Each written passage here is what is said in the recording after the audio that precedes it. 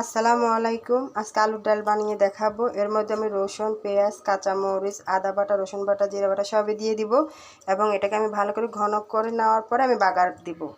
এই যে আলুটাকে আমি এখন ফিনিশিং করে নিচ্ছি। এগুলো আমি দিয়ে দিয়েছি। দেখুন আমার ডালটি ঘন হয়ে গিয়েছে। এখন আমি এটাকে বাগার দিয়ে দিব।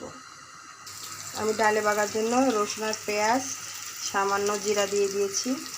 এটাতে বাগার দিব। বন্ধুরা, আমি যা দেখাই জেনুইনই দেখাই। আমি ফিল্টার মেরে মেরে কোনো কালারিং করি না। আমার মাশাআল্লাহ আমার তরকারি মজাই হয়। আমি ওইভাবেই ফেসবুকে ছাড়ি, আমি ফিল্টার দিয়ে ছাড়ি না। কালার আমার এমনি সুন্দর আসে, ক্যামেরায় না আসলে কী হবে, কালার অনেক সুন্দর আসে। দেখুন আমি বাগার দিয়ে দিয়েছি। তাই আলুর ডালটি যদি রান্না করে খেয়ে দেখেন অনেক ভালো লাগবে। অনেকে হয়তো ভাবতে পারেন মহিলাটা ফালতু রান্না করছে, আসলে না, সত্যি সব মশলা দিয়ে রান্না করবেন, দেখবেন যে অনেক টেস্টি। বাচ্চারা চেটেপুটে ভাত খাবে, সবারই ভালো লাগবে। তা আমার আলুর ডাল দিয়ে রান্নাটি যদি আপনাদের ভালো লেগে থাকে আমাকে ভালোবাসা দেবেন, সঙ্গে থাকবেন। আল্লাহ হাফেজ।